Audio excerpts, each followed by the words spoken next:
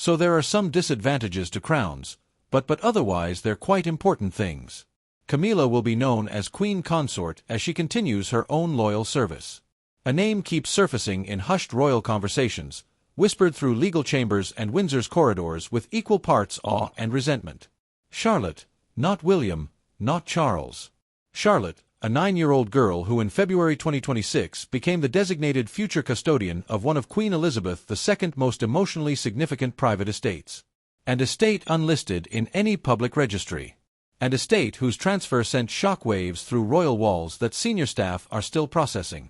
At the center of the fury, Queen Camilla and her son Tom Parker B.S., who had spent 2 years quietly positioning themselves to claim exactly what Elizabeth had already promised to Charlotte. Why Charlotte? Why not William or the broader royal portfolio?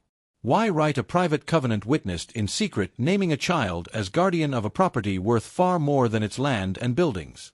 The answer leads deep into the legal architecture Elizabeth spent years quietly constructing, into Camilla's private ambitions and Tom's staggering commercial overreach, and to a moment inside Windsor that sources describe as one of the most emotionally charged in recent royal memory.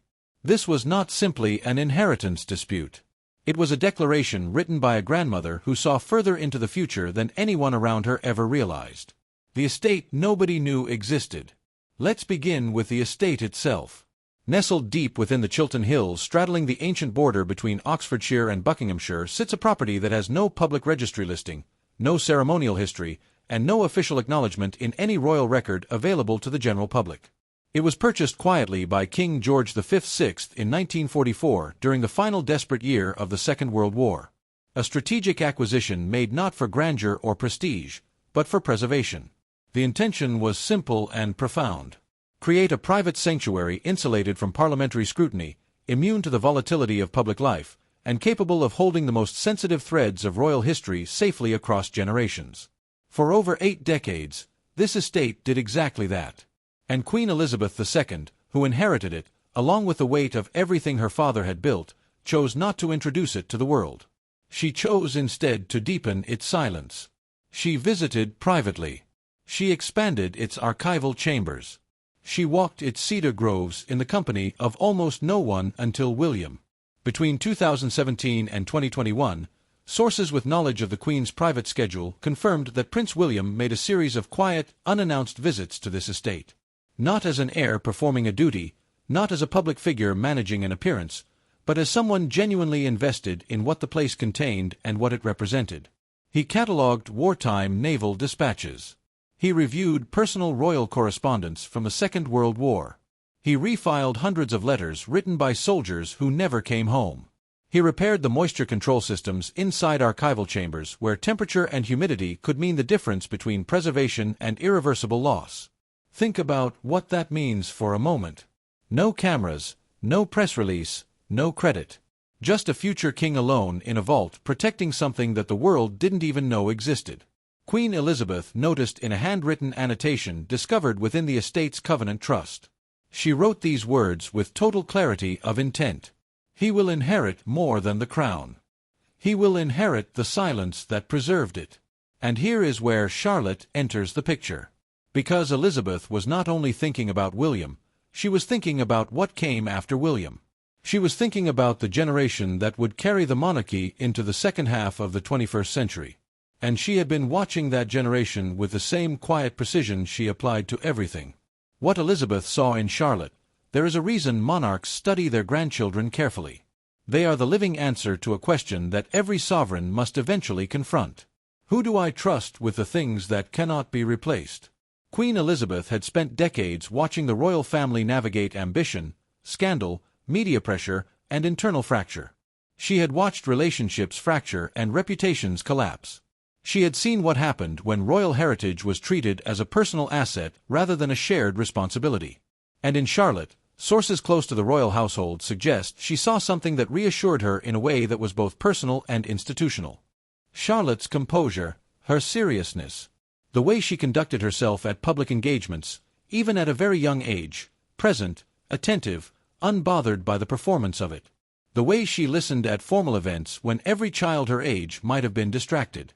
The way she carried herself with a quiet dignity that seemed less taught and more innate. Elizabeth had watched her granddaughter absorb the meaning of the institution she was born into with a maturity that struck those around her as remarkable.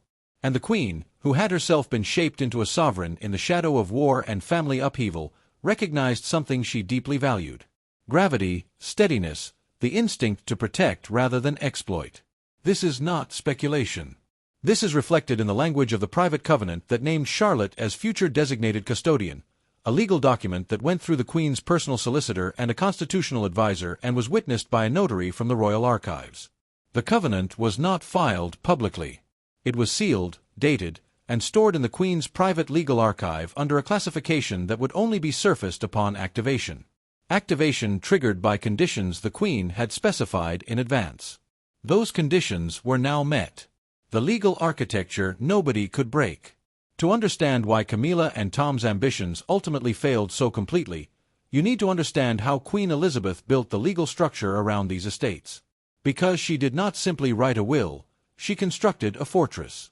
The covenant trust mechanism used across her private estate transfers was an extraordinary piece of legal engineering. Private, sealed, and equipped with what legal insiders describe as a delayed activation clause, meaning the transfer did not become active at death. It became active only when specific conditions defined in the document itself had been met. For the estate designated in Charlotte's name, the covenant included language that sources describe as unusually direct, even for a document of this nature. It explicitly barred any material transformation, commercial conversion, or brand exploitation of the property without the express written approval of Prince William during his lifetime and thereafter of Princess Charlotte upon her reaching the age of majority. Read that again slowly. Elizabeth had not only anticipated that someone might try to commercially exploit the estate. She had anticipated it specifically enough to name the conditions under which it could not happen and to write those conditions into a legally binding document witnessed and notarized years before the challenges were ever mounted. That is not estate planning. That is strategic foresight operating at a level that most legal professionals have rarely encountered in a private inheritance context.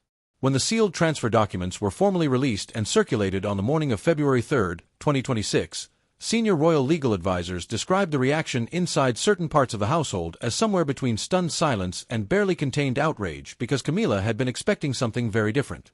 Camilla's plan, a commercial empire dressed in heritage clothing. Let's be precise about what Queen Camilla and Tom Parker B.S. had actually been planning because vague descriptions do not do justice to the scope of what was uncovered. Beginning in late 2024, Camilla had been internally advocating for what she called a Windsor Cultural Legacy Center. It sounded restrained. It sounded respectful. It sounded like the kind of initiative a queen consort might genuinely pursue in the spirit of honoring her husband's family history. But beneath the surface presentation, the reality was significantly different. Private memos reviewed by royal insiders revealed that Tom Parker B.S. had developed an extraordinarily detailed commercial vision. A Michelin-grade tasting restaurant inside the estate's old hunting lodge. An artisanal food brand featuring cedar-aged cheeses, wild trout, estate honey, and seasonal Highland wines. Elite residential retreats for exclusive paying guests. A members-only royal culinary circle targeting high net worth clientele from the UAE and East Asia. Tom saw himself in Camilla's private vision as the Prince of Green Britain, his commercial future grounded in royal soil, his personal brand rebuilt on the foundation of someone else's heritage. And here is the question you should be asking right now. What does any of that have to do with preserving royal history? What does a Michelin restaurant have to do with the wartime naval dispatches that Prince William spent years carefully cataloging in a vault with no cameras present? The answer is nothing. It has nothing to do with any of it. What it has to do with is profit and positioning and the transformation of a heritage legacy that stretches back to the Second World War into a luxury hospitality portfolio bearing the Windsor name. Camilla's legal liaison had been probing the estate's covenant structure for any clause that might allow shared custodianship or heritage collaboration. Any thread that could unravel William's exclusive claim, any mechanism that might give Camilla's foundation and outside investors a foothold in the management structure. Tom had quietly registered a new holding company in Luxembourg, notably not in Britain, weeks before the full details of the Queen's will were made public. Plans recovered by Palisades included converting a private chapel into a mindfulness retreat center, transforming stables once used by Elizabeth's prized horses into a wellness vineyard spa. Let that sink in. The stables where Queen Elizabeth II kept her horses now reimagined as a spa for luxury tourists. Princess Anne, who intercepted a confidential communication between Camilla's lawyer and a peer in the House of Lords, delivered her assessment in the measured tone those who know her recognize as far more dangerous than open anger. "She's not challenging the crown," Hans said quietly. "She's challenging Mother's ethics." The moment everything changed. On January 28, 2026, an anonymous whistleblower believed by sources to be a disillusioned former aide forwarded a complete internal business deck to the Lord Chancellor's office. The document contained rebranding strategies, speculative luxury valuations, and mock-ups of the estate with corporate logos digitally placed over its historic Edwardian facade. The backlash was immediate and total. Within 48 hours, William convened a closed-door strategy session with the Privy Purse. Put together, it means ensuring the brightest and boldest amongst us in all sectors of society. What followed was a swift and complete legal counteroffensive. The sealed covenant released to the Royal Archives on February 3 made Camilla's plan structurally impossible. Not just legally difficult, not just politically awkward, but impossible. The Queen had written the rebuke herself in her own handwriting, notarized in 2021, naming the exact nature of the conduct she was preemptively prohibiting and the exact mechanism by which any attempt to circumvent it would be nullified. When Camilla opened the envelope bearing the Queen's personal cipher, she read the document twice in complete silence. Then she spoke 4 words that no one in that room will forget. "Even in death, she leaves me caged." That sentence tells you everything about how Camilla understood this moment, not as a legal setback, not as an administrative outcome, but as a personal defeat delivered by a woman who had been dead for years across time through the instrument of language and legal precision. William's response came not in words, but in action. He made an unscheduled visit to the estate the following day, accompanied by Princess Catherine and their 3 children. Cameras captured the Wales family walking along the frozen edge of the estate's lake at sunset. No statement, no press conference, no drama, just a family on their land honoring a promise, Charlotte at the center. Now we arrive at the part of this story that carries the most emotional weight, because while William received formal guardianship, the covenant made something else explicit that palace sources say caught even senior royal legal staff by surprise. The document contained a designated future custodianship clause specifying that upon William's death, the estate was not to enter any general royal succession process, it was not to revert to the crown estate, it was not to become subject to parliamentary allocation, it was to pass in full title and in spirit to Princess Charlotte. Not George, not Louis, Charlotte. This was not an oversight. Queen Elizabeth was one of the most precise legal minds in the history of the British monarchy. Every word in every document she signed was intentional, every clause was drafted with purpose. So why Charlotte? Those close to the situation point to the same qualities Elizabeth had observed for years, a gravity that is rare in someone so young, a temperament that mirrors what Elizabeth recognized in herself, the instinct to carry weight quietly without complaint, without the need for acknowledgement. Elizabeth had watched Charlotte at formal occasions where children typically fidget and drift. She had observed her at family gatherings where Charlotte's attention was always oriented toward understanding rather than performance. She had received private reports from household staff about moments where Charlotte, entirely unprompted, had asked questions about royal history, about the meaning of ceremony, about why certain traditions existed and what they were meant to protect. These are not the questions of a child performing interest. These are the questions of a child who feels the weight of something and wants to understand it. And Queen Elizabeth, who had herself been shaped by the weight of an institution she didn't choose, but chose to serve with absolute devotion, recognized what she was looking at. When the covenant clause designating Charlotte was read in the Green Drawing Room at Windsor, the silence that followed was, by all accounts, total. Camilla reportedly left the room without a word. Tom, according to sources, turned to his lawyers with an expression they described not as anger, but as a kind of bewildered devastation, because they had spent 2 years, hundreds of thousands of pounds in legal fees and significant political capital pursuing a commercial vision built on this estate's potential, and it had been blocked not by William, not by the palace, not by a court ruling, but by the handwriting of an elderly woman who had anticipated exactly what they would try and had constructed years in advance an answer to every move. The £37 million discovery that broke the strategy.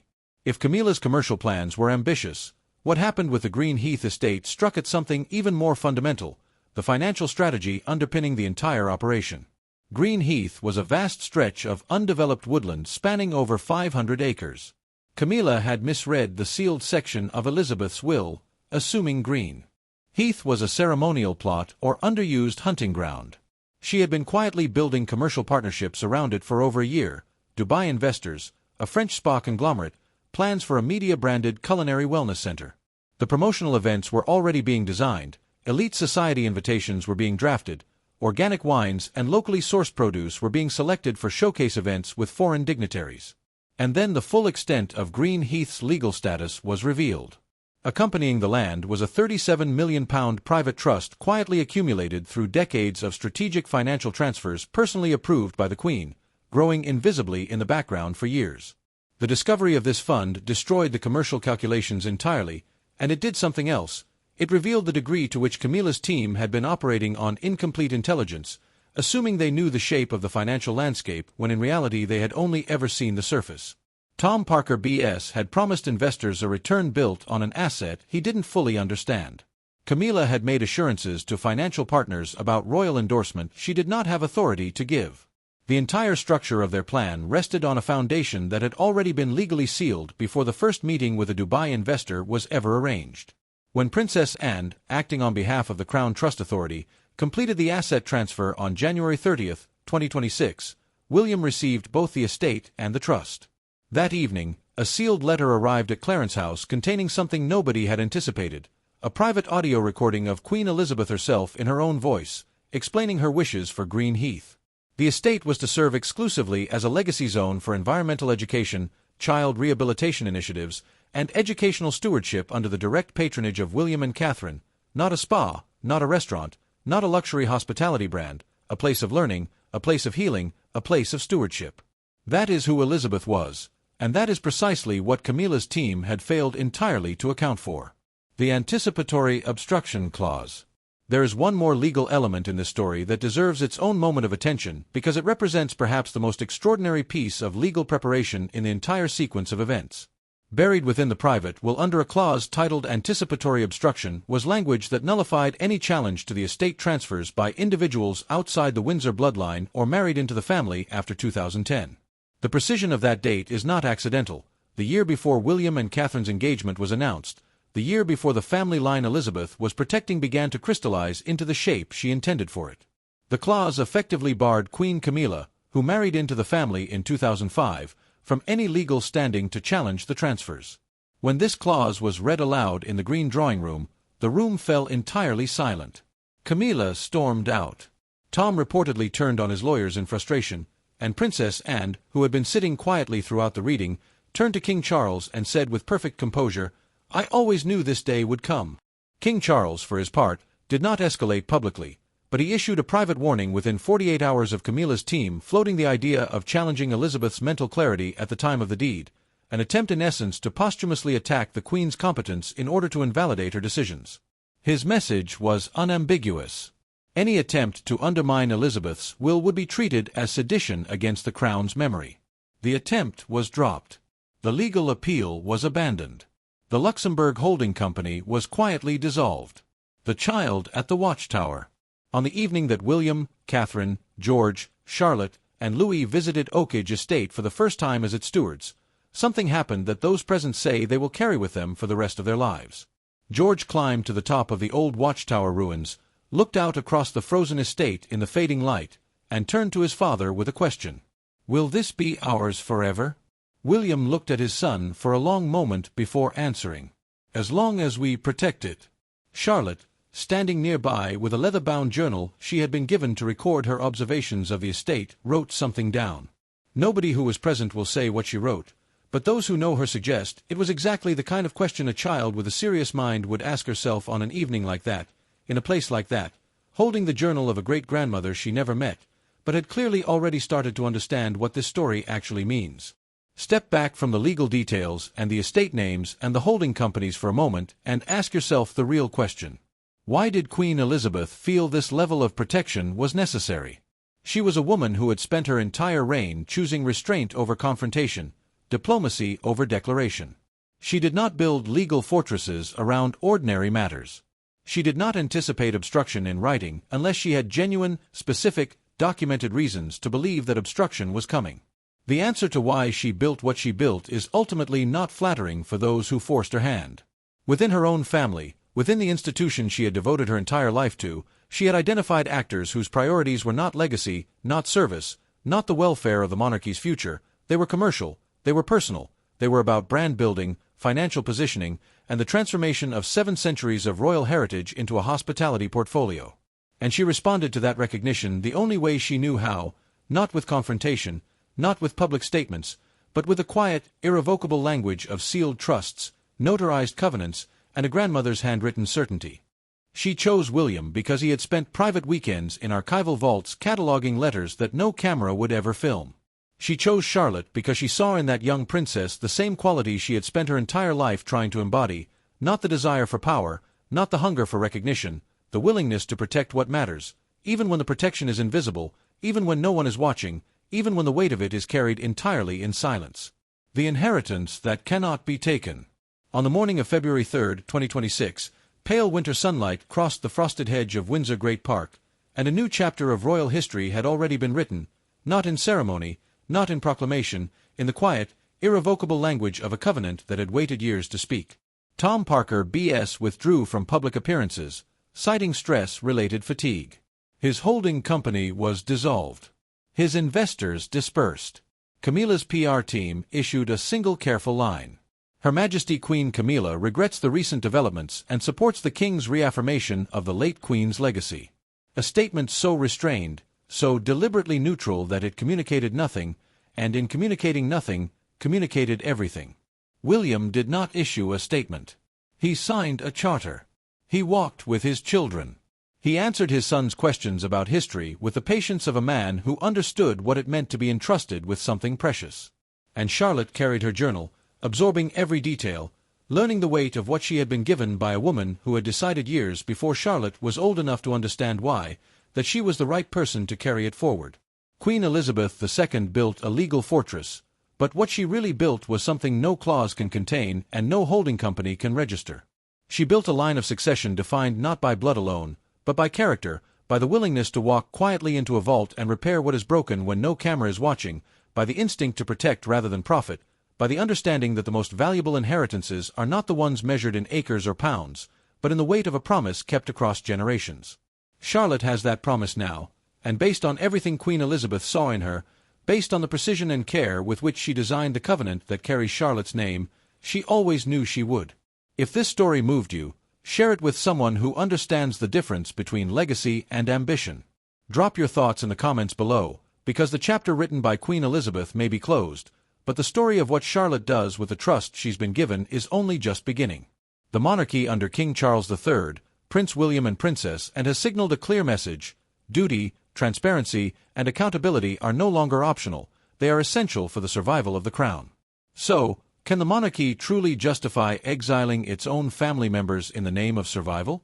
We would love to hear your thoughts in the comments.